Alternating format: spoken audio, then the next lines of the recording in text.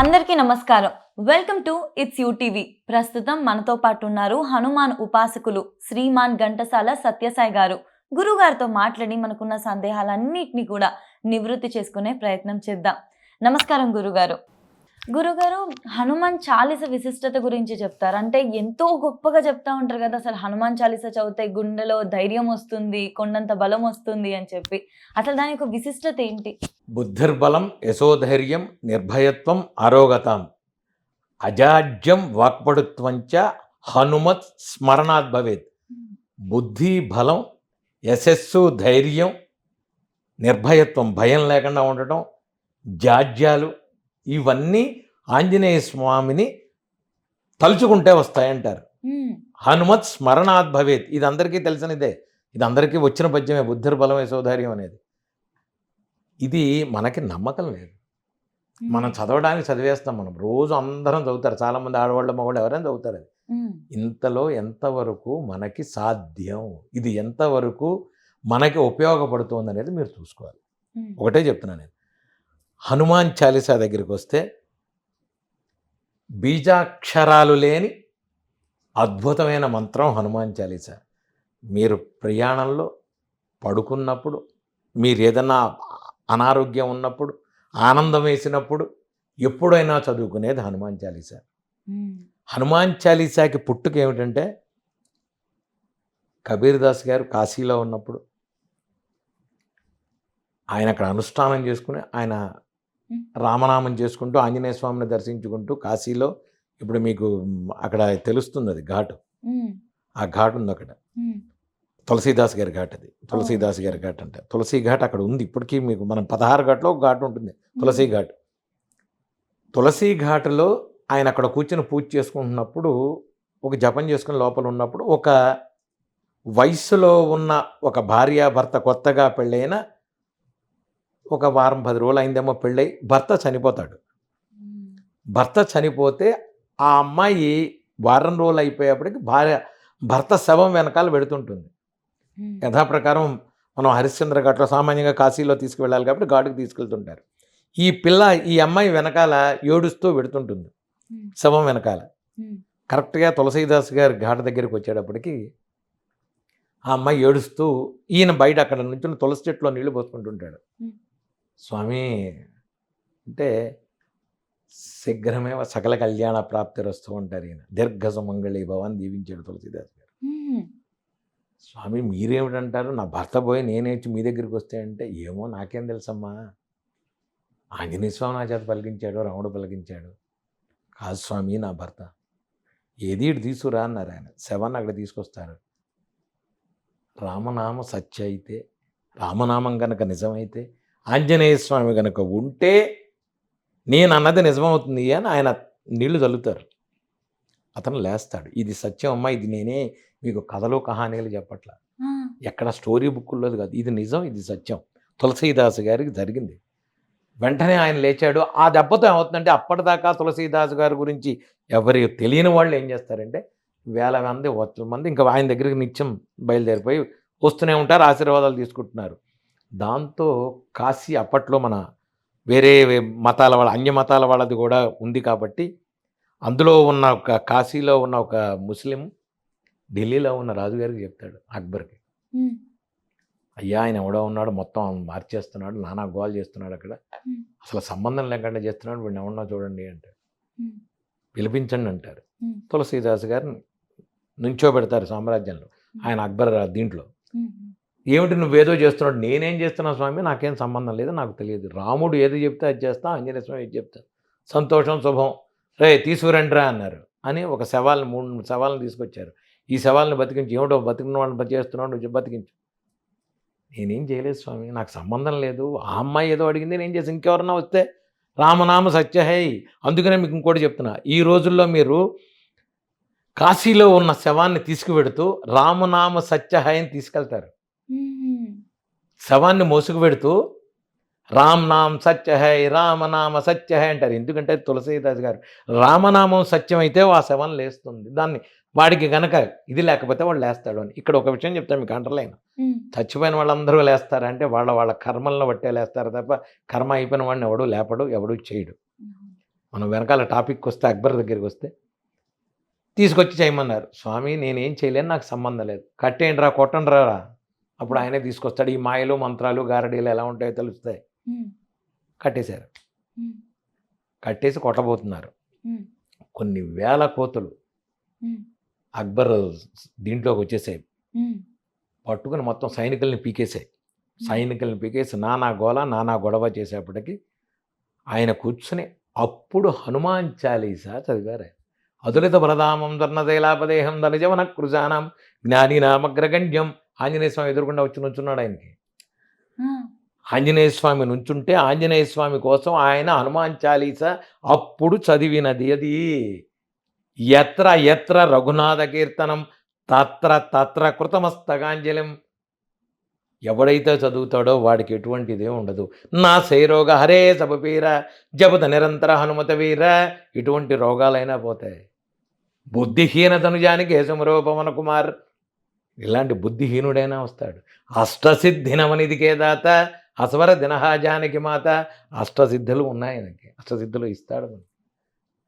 నేను ఇంకోటి చెప్తున్నా, మీరు ఆంజనేయ స్వామి గురించి అడిగారు కాబట్టి నేను చెప్పాను. కానీ భగవంతుడి బ్రహ్మతత్వం ఒకటే. అది ఆంజనేయ స్వామి అయినా శివుడైనా విష్ణువైనా నరసింహస్వామి అయినా ఇంకోటైనా కృష్ణుడైనా మీరు ఎవరిని కొలిచారో వాళ్ళని పరిపూర్ణంగా నమ్మండి, భక్తిగా చెయ్యండి. మీ కులదేవత గ్రామదేవత ఇష్టదేవతని దాటి ఇంకేమీ లేవు. మీరు ఒక నమ్ముకున్నారు ఒక దేవుణ్ణి, వాడు ఎవడికో కలిసి వచ్చింది కాబట్టి వాడు ఏ దేవుడు పూజ చేస్తున్నాడో చేసి వాడికి చేద్దాం. వద్దు, నీ దేవుడు మంచివాడే, నీ దేవుడు ఏం చేయడు. దేవుడు ఎప్పుడు అపకారం చేయడు. నీ కర్మలు ఏదుంటే అదే అవుతుంది. దేవుడు ఎప్పుడు అపకారం చేయడు. దేవుడు ఎప్పుడు నీకు అన్యాయం చేయడు. దేవుడు ఎప్పుడు కోపం రాదు. ఈ కోపాలు ఆవేశాలు ఆనందాలు ఇవన్నీ నీలో ఉన్నవి తప్ప భగవంతుడు ఎప్పుడూ చెయ్యడు. ఎప్పుడు స్థిరంగా ఉంటాడు. నీ కర్మ నువ్వు అనుభవించని చెప్తాడు. భగవద్గీతలో కృష్ణుడు చెప్తాడు, నీ కర్మ నువ్వు అనిపించు. కర్మ తగ్గిస్తాను తప్ప కర్మని తీయను.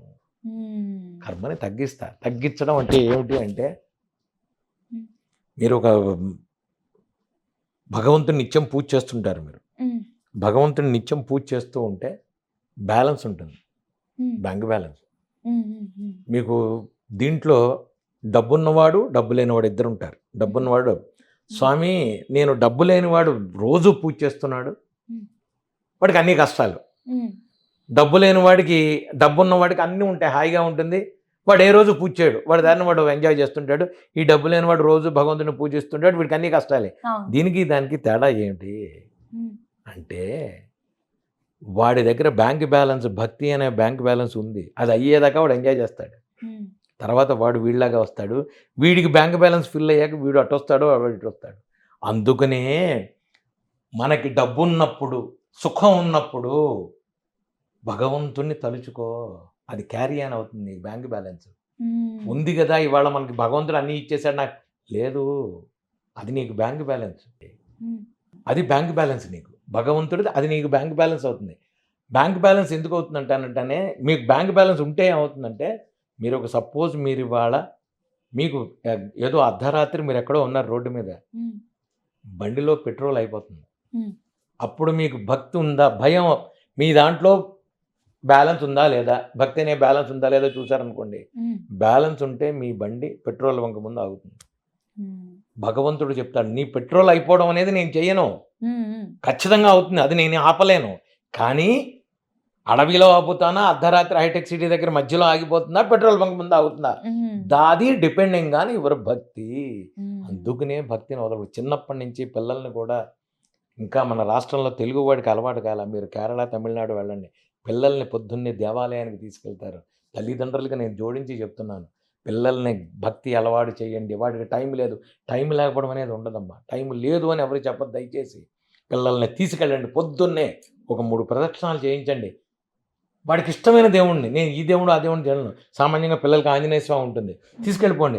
మర్కటేశ మహోత్సాహ సర్వశోక వినాశక, తిప్పించండి, వాడిని చేత తిప్పండి, వాడిని అడగండి, వాడిని చేత తిప్పించండి. లేదు రామ రామ రామ రామ రామ చెప్పన్నాడు వాడిని. ఇవి చేయడం మూలాన పిల్లలకి కలిసి వస్తుంది.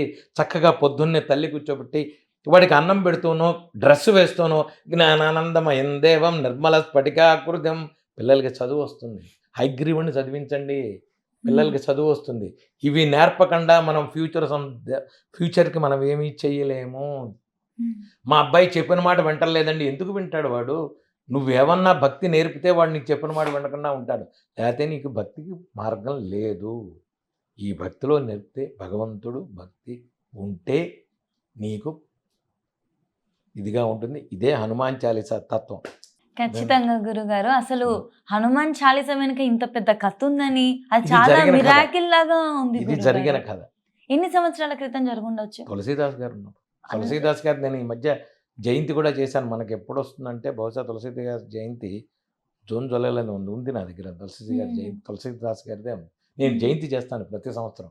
తులసీదాస్ గారి జయంతి చేస్తాను. ఎందుకంటే నేను హనుమాన్ చాలీసాతోనే చేసుకుని ఇన్ని సంవత్సరాల నుంచి నా చిన్నప్పటి నుంచి నేను చిన్నగా ఉన్నప్పుడు విజయవాడలో సత్యనారాయణపురంలో రైల్వే కాలనీలో ఉన్న చిన్న ఆంజనేయ స్వామి గుళ్ళో తిరిగేసేవాడిని. అప్పటి నుంచి నాకు వచ్చిందల్లా హనుమాన్ చాలీసా.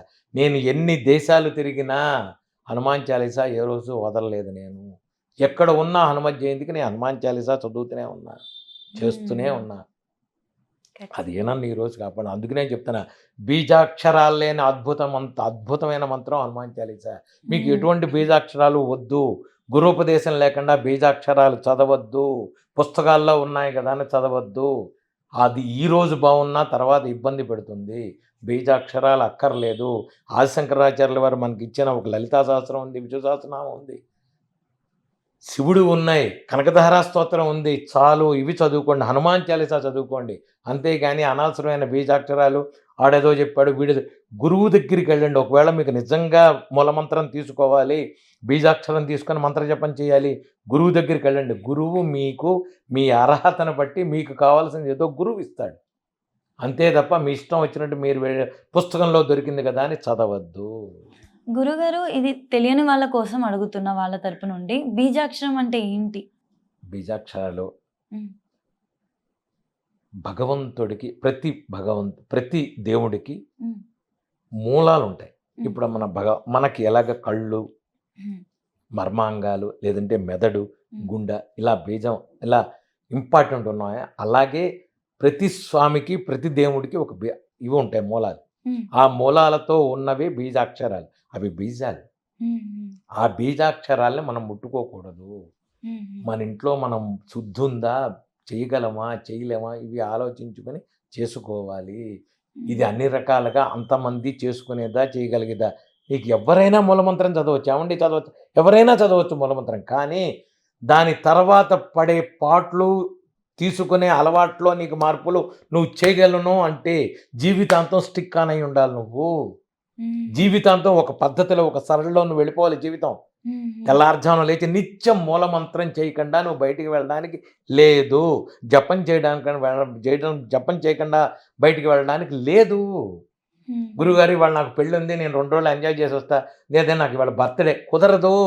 మూలమంత్రం చేసుకున్నాక నీ జీవితాన్ని లాక్ చేసావు. ఇందుకు మూలమంత్రం వద్దు. బీజాక్షరాలు చదవకండి, బడబాలన స్తోత్రాలు, మారుతి స్తోత్రాలు, ఇంకోటి వద్దు. దాంట్లో ఉన్నవన్నీ మనకి దెబ్బ తగులుతుంది. ఇప్పుడు తెలియదు, తర్వాత తెలుస్తుంది. వద్దు. హనుమాన్ చాలీసా చదువుకోండి, దండకం చదువుకోండి, రామరక్షా స్తోత్రం చదువుకోండి, అద్భుతం రామరక్షా స్తోత్రం, కనకధారా స్తోత్రం చదువుకోండి, కరావలంబ స్తోత్రం చదువుకోండి, లక్ష్మీ నరసింహస్వామిది. శ్రీమత్పయోనిధి నికేతన చక్రపాణే భోగేంద్ర భోగమణి రాజిత పుణ్యమూర్తే యోగీశ శాశ్వత శరణ్య భవాబ్దిపోత లక్ష్మీ నృసింహమదేహి చదువుకోండి. కరావలంబ స్తోత్రం, రామరక్షా స్తోత్రం చదువుకోండి, కరావలంబ స్తోత్రాలు చదువుకోండి, కనకధారా స్తోత్రం చదువుకోండి. పిల్లలకి ఎస్పెషల్లీ చెప్తున్నాను నేను, హైగ్రీవ స్తోత్రం చదువుకోండి. అద్భుతంగా పిల్లలకి చదువు వస్తుంది. ఏమండి మా అబ్బాయి చదవట్లేదు, వద్దు, మీరు చదివించండి హైగ్రీవ స్తోత్రం. పిల్లలకి రాకపోతే నన్ను అడగండి. 21 రోజులు మీరు మొత్తం చదవలేడండి. జ్ఞానానందమయం దేవం నిర్మల స్ఫటికాకృతిం ఆధారం సర్వ విద్యానాం హయగ్రీవ ఉపాస్మైకే చదవమనండి. 11 సార్లు చదివించండి పిల్లాడి చేత. పిల్లాడికి జ్ఞానం వస్తుంది, బుద్ధి వస్తుంది. గురువారం ఇన్ని శనగలు నైవేద్యం పెట్టండి హైగ్రీవుడికి. హైగ్రీవుడు అంటే గుర్రం మొహం పెట్టండి. చక్కగా పిల్లలకి చదువు వస్తుంది ఆటోమేటిక్గా. ఎగ్జామ్స్ టైంలో చక్కగా పిల్లాడు పుస్తకం తెరిచే ముందు ఒక్కసారి హైగ్రీవ స్తోత్రం చదువుకుని తెరవమనండి. అది 40 శ్లోకాలు వీలైతే చదువుకోండి, సంతోషం. కుదరలేదు మొదటిది 2 లైన్లు చదువుకోండి అమ్మ. మొదటి 2 లైన్లు పిల్లలకి చదివించండి. తల్లిదండ్రులకి నేను దయచేసి చెప్తున్నా. దేవాలయాలకి తీసుకెళ్ళండి పొద్దున పూట.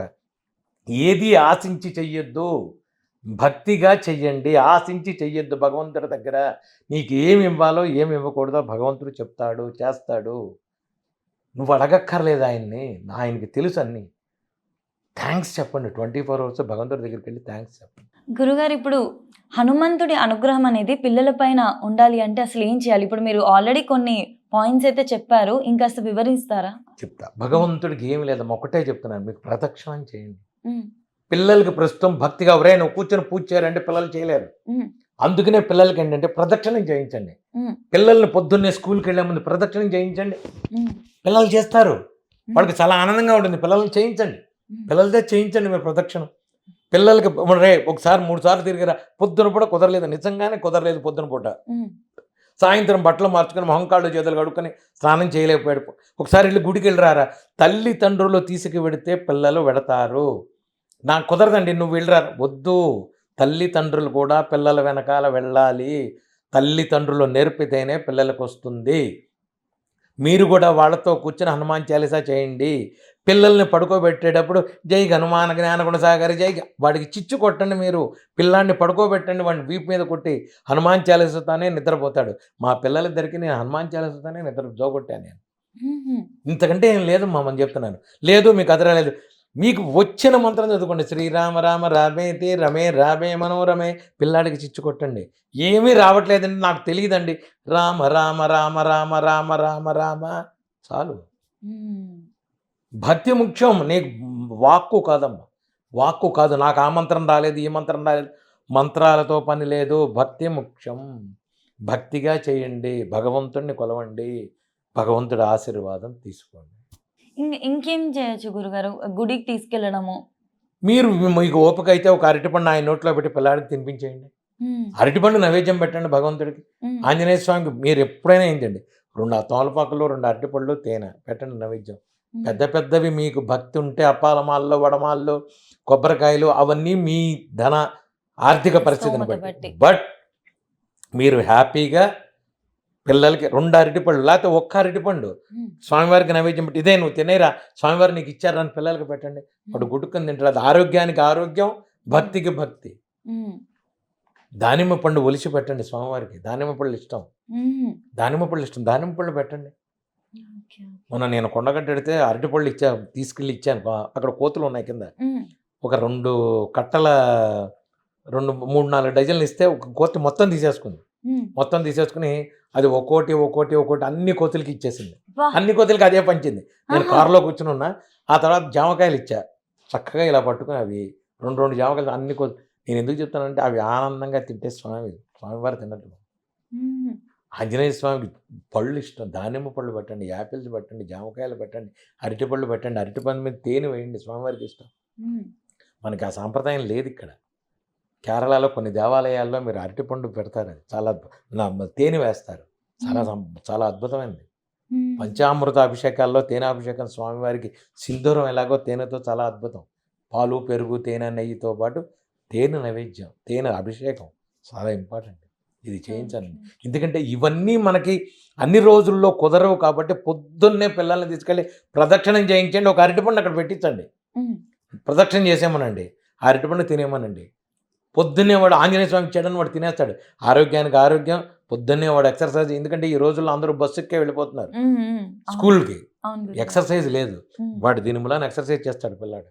11 సార్లు ప్రదక్షిణ చేయాలంటే దేవుడి ముందు భక్తితో హ్యాపీగా చేస్తాడు. ఎక్సర్సైజ్కి ఎక్సర్సైజు, భక్తికి భక్తి, ఫుడ్కి మంచి ఫుడ్ తింటాడు వాడు అరటిపండు. ఇది తల్లిదండ్రులు చేయించండి. చక్కగా గురుగారు యాక్చువల్లీ చాలా బాగా చెప్పారు. పిల్లలు మంచిగా రోజు పొద్దున గుడికి వెళ్ళడం అలవాటు చేసుకుంటే వాళ్ళ డే అనేది కూడా మంచిగా పాజిటివ్ గా స్టార్ట్ అవుతుంది. వాడికి చక్కగా వాడికి ఒక ఆనందం వస్తుంది. ఆంజనేయ స్వామిని పొద్దున్నే చూసిన తర్వాత ఒక ఆనందం వస్తుంది పిల్లలకి. ఎప్పుడైనా చూడండి, వాడికే కాదు మనకు కూడా వస్తుంది. ఆంజనేయ స్వామి చూడగానే ఒక ఆనందం ఎందుకో వస్తుంది. అంతే, అంతకంటే ఏం లేదు. మనకి రక్షగా ఉన్నాడన్న ధైర్యంగా ఉంటుంది. ఖచ్చితంగా ఉంటుంది, ఖచ్చితంగా ఉంటుంది.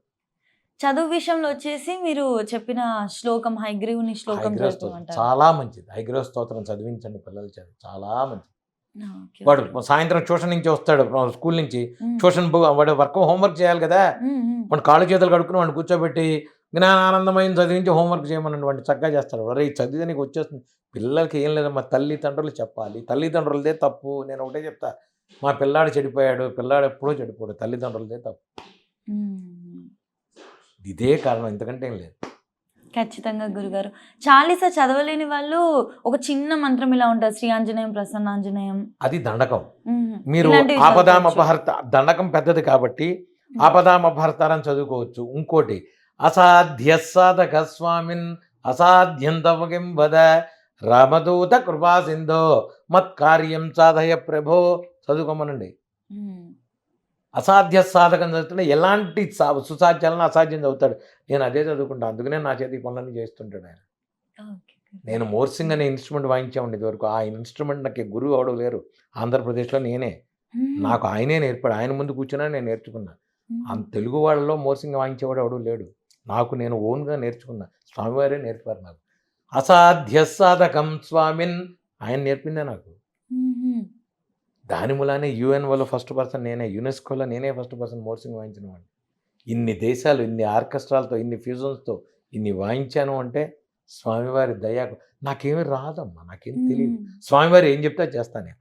ఇంతే నేను చేసింది. కావాల్సిందల్లా భక్తి. భక్తి. నేను ఒకటే చెప్తాను, మూలం భక్తి. భక్తితో చేయండి అన్నీ సాధించవచ్చు. భక్తుడిని ఎవడేం చేయలేడమ్మా. ఉమ్. ఉమ్. ఇప్పుడు డబ్బుతో ఎవడన్నా వచ్చాడు అనుకో, నాకు నీ డబ్బు అక్కర్లేదు పోవతలకి అనొచ్చు, లేకపోతే నీకంటే డబ్బు నాకు ఎక్కువ ఉందనొచ్చు. భక్తితో ఎవడన్నా వచ్చాడు అనుకో, నేను ఇప్పుడు ఎవరన్నా వచ్చారు, నేను ఇప్పుడు నేను చెప్పను అని వాడిని తలుపేసి వదిలేశాను అనుకో, వాడు అక్కడే కూర్చున్నాడు అనుకో, నేను ఏం చేస్తా, కాసేపటికి తలుపు తీయాలి. ఉమ్. వాడి భక్తికి నేను లొంగాలి. అవును. భగవంతుడు లొంగుతాడు.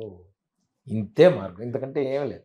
ఖచ్చితంగా గురుగారు, మాకున్న సందేహాలన్నిటినీ కూడా ఎంతో వివరంగా, ఓపికగా ఆ సందేహాల్ని నివృత్తి చేసినందుకు మనస్ఫూర్తి ధన్యవాదాలు గురుగారు. శుభం.